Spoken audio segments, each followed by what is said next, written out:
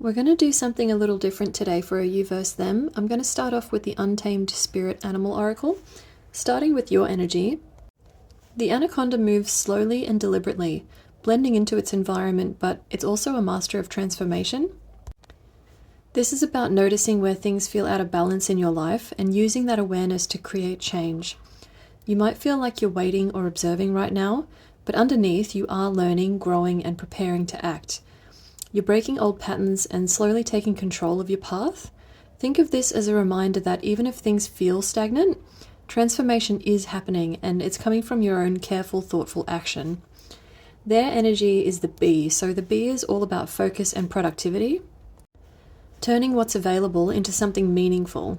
This person is dedicated, responsible, and very aware of what they're creating in their life. They're committed to their goals and take care in how they produce results. There's also a sense of being guided by duty or purpose. They're definitely a busy person, structured and focused on tangible outcomes. While this energy can feel intense from the outside, like they might seem like they have no free time, it's really about them taking their role seriously and making sure everything they invest their energy into is worthwhile. So looking at these two together, we can see a contrast. One of you is quietly transformative, learning and evolving in subtle ways, while the other is outwardly focused, dedicated, and actively shaping their world. Both of these are really strong energies, but they operate differently. One inward and reflective, and the other external and action-oriented. This is actually really similar to the reading that I just put up earlier today, where we had the High Priestess on one side and the Emperor on the other. Next, we're going to clarify these energies with the Angel Tarot cards. So for you, it's the Four of Earth. This card's a reminder that your hard work is paying off, but you may be a little too cautious or protective over what you've built. Stay open to new opportunities and don't let fear-based thinking limit your progress. For them, the card is King of Fire, so showing focus, full steam ahead energy, and leadership. They're inspirational, entrepreneurial, and very much in their power, but that intensity can sometimes feel like pressure if you're on the other side of it. Now we're looking at the Wildwood Tarot. So for you, we've got the Knight of Arrows, the hawk, that's sharp, intelligent, and decisive, ready to seize the moment once the opportunity is there. For them, it's the Seer, so contemplative, strategic, seeing patterns and outcomes before they act.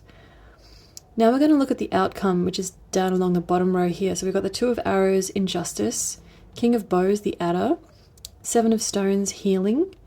We've got number 12, the Mirror, and the Queen of Stones, which is the Bear. So the Two of Arrows shows tension and difficult choices, maybe feeling misunderstood or blocked. The Adder reminds you to approach this carefully, watching for subtle dynamics and maintaining your boundaries. That could be their boundaries as well. The Seven of Stones signals healing, so taking time to nurture yourself and rebuild what matters most. The Mirror reflects back patterns and dynamics that need to be acknowledged, and the Bear shows that you have the strength to protect what is sacred, grounded, and real. So together, these cards along the bottom, they suggest that while there may be challenges or some misalignment, there's also a huge amount of growth, insight, and opportunity to create balance and stability in your life, specifically in terms of this connection, right? So this reading shows that both energies are strong and capable, but operating differently. So you're transformative and evolving, and they're dedicated and productive. So the connection has lessons around boundaries, choices, and self-responsibility. Focus on your own power, trust your timing, and the outcomes will bring clarity and healing when it's time for that to happen. I really honestly see the two of you calling each other out on a lot of things in this relationship.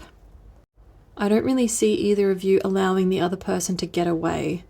I'm not getting that this is a short-lived thing. I think that at the moment, the two of you are sort of just feeling each other out, getting used to each other's quirks, clocking each other's defense mechanisms maybe, and calling each other out on that so it doesn't spiral into something that could end this connection.